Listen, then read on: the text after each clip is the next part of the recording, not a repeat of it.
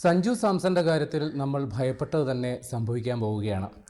അദ്ദേഹം 2026 T20 ലോകകപ്പ് കളിക്കുമോ എന്നുള്ള കാര്യത്തിലുള്ള ആശങ്ക ഇനി ബലപ്പെടുകയാണ്.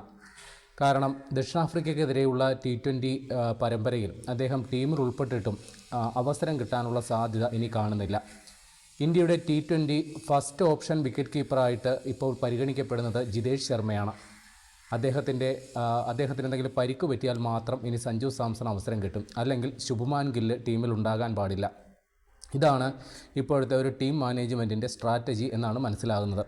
ശുഭ്മാൻ ഗിൽ ടീമിൻ്റെ വൈസ് ക്യാപ്റ്റനായി നിയമിതനായതിനു ശേഷം അദ്ദേഹം സ്ഥിരമായി പ്ലേയിങ് 11 ഉണ്ടാകും. അതോടുകൂടി സഞ്ജു സാംസൻ്റെ സാധ്യത ഏതാണ്ട് അടഞ്ഞ മട്ടാണ്. കാരണം സഞ്ജു സാംസനെ ടീം അധികൃതർ ഇപ്പോൾ കണക്കാക്കുന്നത് ഒരു ടോപ്പ് ഓർഡർ ബാറ്റർ എന്ന നിലയിലാണ്. ഓപ്പണറോ അല്ലെങ്കിൽ വൺ ഡൗണോ ഇറങ്ങാൻ പറ്റിയ ഒരാൾ. എന്നാൽ ജിതേഷ് ശർമ്മ ഒരു ഫിനിഷറായിട്ടാണ് അറിയപ്പെടുന്നത്. അദ്ദേഹത്തിൻ്റെ കളി ശൈലി അങ്ങനെ തന്നെയാണ്. സഞ്ജു സാംസൺ എന്ന് പറയുന്നത് ഒരു ഓപ്പണർ ബാറ്റർക്ക് രീതിയിലുള്ള ഒരു ശൈലി പിന്തുടരുന്ന ആളുകൂടിയാണ്.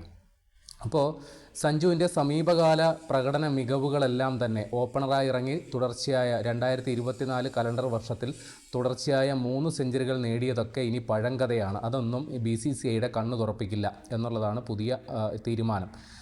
ശുഭ്മാൻ ഗിൽ അദ്ദേഹം അന്താരാഷ്ട്ര T20 മത്സരങ്ങളിൽ ഒരു വിജയമാണോ എന്ന് ചോദിച്ചാൽ അല്ല എന്ന് അടിവരയിട്ട് അദ്ദേഹത്തിൻ്റെ പ്രകടന മികവുകൾ പരിശോധിക്കുമ്പോൾ നമുക്ക് മനസ്സിലാകാം. കഴിഞ്ഞ 10 ഇന്നിങ്സുകളിൽ അദ്ദേഹത്തിന് ഒരു അർദ്ധ സെഞ്ചുറി പോലും ഇല്ല. എന്നാൽ സഞ്ജു സാംസൺ ഏഷ്യ കപ്പിൽ നേടിയ ഒരു അർദ്ധ സെഞ്ചുറി ഉണ്ട്. അതും കൂടി പരിഗണിക്കണം. പിന്നെ അദ്ദേഹത്തെ പോലെ 2025 ഏതാണ്ട് 14 T20 മത്സരങ്ങൾ കളിച്ചു. അതിൽ തുടർച്ചയായ ബാറ്റിംഗ് പരീക്ഷണങ്ങൾക്ക് വിധേയനായ ഏക കളിക്കാരൻ സഞ്ജു സാംസൺ മാത്രമാണ്. മറ്റുള്ള ഒരു കളിക്കാർക്ക് പോലും ഇല്ലാത്ത ഒരു ദുർവിധിയാണ് ഇക്കാര്യത്തിൽ സഞ്ജു സാംസൺ ഉണ്ടായിട്ടുള്ളത്. ടോപ്പ് ഓർഡറിൽ കളിക്കേണ്ടയാളെ 8ാമത് ബാറ്ററായിട്ട് വരെ ടീം മാനേജ്മെൻറ്റ് പരിഗണിച്ചു എന്നുള്ളത് നമ്മൾ ഓർക്കണം. അപ്പോൾ ഒരു ക്രിക്കറ്റ് നിരീക്ഷകർ ഇപ്പോൾ അവരുടെ ഒരു പ്രതികരണം വന്നിരിക്കുന്നത് ഇങ്ങനെയാണ്: ഇന്ത്യ കണ്ട എക്കാലത്തെയും മികച്ച പ്രതിഭാധാരാളിത്തമുള്ള ഒരു കളിക്കാരനെ ഇന്ത്യ പാഴാക്കാൻ തീരുമാനിച്ചിരിക്കുന്നു എന്നുള്ളതാണ്. അപ്പോൾ അതിന് പല കാരണങ്ങളാണ് ഇപ്പോൾ ചൂണ്ടിക്കാണിക്കപ്പെടുന്നത്. ഒന്ന്, ഇന്ത്യയുടെ ഇപ്പോഴത്തെ ഏറ്റവും മികച്ച ഈ മഹാരഥന്മാർ, ക്രിക്കറ്റിലെ ഇപ്പോഴത്തെ ആനുകാലിക കാലത്തെ ഏറ്റവും മികച്ച കളിക്കാർ എന്ന് വിലയിരുത്തപ്പെടുന്നത് വിരാട് കോഹ്ലിയും രോഹിത് ശർമ്മയുമാണ്. അപ്പോൾ ഇവർ ഏതാണ്ട് അവരുടെ കരിയർ അവസാനിപ്പിക്കുന്ന ഒരു ഘട്ടത്തിലെത്തിയിട്ടുണ്ട്. ഇപ്പോൾ ഏകദിനത്തിൽ മാത്രമാണ് ഈ രണ്ടുപേരും ഉള്ളത്. ഇപ്പോൾ BCCIയെ സംബന്ധിച്ച പരസ്യ വരുമാനം ഒരു വലിയ ഘടകമാണ്. അപ്പോൾ ഈ 2 കളിക്കാർക്കും ബദലായി ഒരു സൂപ്പർ സ്റ്റാറെ വളർത്തിയെടുക്കുക എന്നുള്ളത് BCCIയുടെ സാമ്പത്തിക താല്പര്യങ്ങളുടെ ഭാഗമായിട്ടുള്ളതാണ്. അപ്പോൾ അവർ അത്തരത്തിലുള്ളൊരു സൂപ്പർ സ്റ്റാറായിട്ട് കണക്കാക്കുന്നത് ശുഭ്മാൻ ഗില്ലിനെയാണ്. കാരണം ഇന്ത്യയുടെ 3 ഫോർമാറ്റിലും കളിക്കുന്ന ഒരു കളിക്കാരൻ, പിന്നെ ടെസ്റ്റിൻ്റെയും ഏകദിനത്തിൻ്റെയും ക്യാപ്റ്റൻസി കൊടുത്തിരിക്കുന്ന ആൾ. സമീപകാലത്ത് തന്നെ അദ്ദേഹം 3 ഫോർമാറ്റിൻ്റെയും ക്യാപ്റ്റനാകും. അപ്പോൾ ഇന്ത്യയുടെ അടുത്ത സൂപ്പർ സ്റ്റാർ ആയിട്ട് BCCI കരുതുന്നത് ശുഭ്മാൻ ഗില്ലിനെയാണ്. അപ്പോൾ സ്വാഭാവികമായും അദ്ദേഹത്തിന് അമിത പരിഗണന കിട്ടുന്നത് ഈ രീതിയിലാണ്. പക്ഷേ അദ്ദേഹം ഇത്തരത്തിലുള്ള അമിത പരിഗണന കിട്ടേണ്ട ആളാണോ എന്ന് ചോദിച്ചു കഴിഞ്ഞാൽ ഈ ബാറ്റിംഗ് ഫ്രണ്ട്ലി ആയിട്ടുള്ള വിക്കറ്റുകളിൽ ശുഭ്മാൻ ഗിൽ തകർത്താടും എന്നുള്ളത് അദ്ദേഹത്തിൻ്റെ കരിയർ നോക്കിയാൽ മനസ്സിലാകും. എന്നാൽ ബാറ്റിങ്ങിനെ അത്രയ്ക്കങ്ങ് കൈയയച്ച് സഹായിക്കാത്ത വിക്കറ്റുകളിൽ ശുഭ്മാൻ ഗിൽ ഒരു ശരാശരി കളിക്കാരൻ മാത്രമാണ് എന്നുള്ളതാണ് അദ്ദേഹത്തിൻ്റെ പ്രകടനം നോക്കിയാൽ നമുക്ക് മനസ്സിലാകുക. അപ്പോൾ ഇനി സഞ്ജു സാംസൻ്റെ കാര്യത്തിൽ ഇനി കാര്യങ്ങൾ വ്യക്തമാണ്. അദ്ദേഹത്തിന് 31 വയസ്സായി. ഇനി ഒരു പക്ഷേ അദ്ദേഹത്തിന് ടെസ്റ്റ് അരങ്ങേറ്റമൊക്കെ ഉണ്ടായേക്കാം, എന്നാലും പറയാൻ പറ്റില്ല, ഉറപ്പൊന്നുമില്ല. ഇനി ഏകദിനത്തിൽ അദ്ദേഹം പരിഗണിക്കപ്പെടണമെങ്കിൽ നിലവിലെ സാഹചര്യത്തിൽ രോഹിത് ശർമ്മയും വിരാട് കോഹ്ലിയും കരിയർ അവസാനിപ്പിക്കേണ്ട ഒരു ഘട്ടത്തിൽ മാത്രമേ അദ്ദേഹത്തിന് ഇനി ഏകദിനത്തിൽ പരിഗണിക്കപ്പെടാനുള്ള സാധ്യതയുള്ളൂ. പക്ഷേ ഈ 2 കളിക്കാരും അടുത്ത ഏകദിന ലോകകപ്പ് വരെ തുടരാൻ തന്നെയാണ് സാധ്യത. 2027 ഏകദിന ലോകകപ്പ് വരെ എന്ന് പറയുമ്പോൾ സഞ്ജുവിനെ സംബന്ധിച്ച് 2 വർഷം കൂടി പോയി കിട്ടും. അപ്പോൾ അദ്ദേഹത്തിന് പ്രായം 33 വയസ്സെങ്കിലും ആകും. അപ്പോൾ സഞ്ജുവിനേക്കാൾ പരിഗണന അർഹിക്കുന്ന യുവതാരങ്ങളുണ്ട് എന്നുള്ള കാരണം പറഞ്ഞ് വീണ്ടും സഞ്ജുവിൻ്റെ പേര് വെട്ടാൻ BCCIക്ക് എളുപ്പമാകും. അല്ലെങ്കിൽ അദ്ദേഹത്തിൻ്റെ പീക്ക് പീരീഡിൽ ഇപ്പോൾ 31 വയസ്സിൽ നിൽക്കുന്ന സഞ്ജുവിന് അദ്ദേഹത്തിൻ്റെ ഏറ്റവും ഫോമിലുള്ള ഏറ്റവും നല്ല പീക്ക് പീരീഡാണ്. അപ്പോൾ ഈ 2 വർഷം കൂടി കാത്തിരുന്ന് കഴിയുമ്പോൾ അദ്ദേഹത്തിന് ഈ ഫോം നിലനിർത്താൻ സാധിക്കുമോ എന്നുള്ള കാര്യത്തിൽ നമുക്ക് ഉറപ്പൊന്നുമില്ല. അപ്പോൾ ഇതാണ് പൊതുവേ നമുക്ക് വിലയിരുത്തിയാൽ. ഇനി ചില അണിയറ സംസാരങ്ങൾ കൂടി വരുന്നുണ്ട്.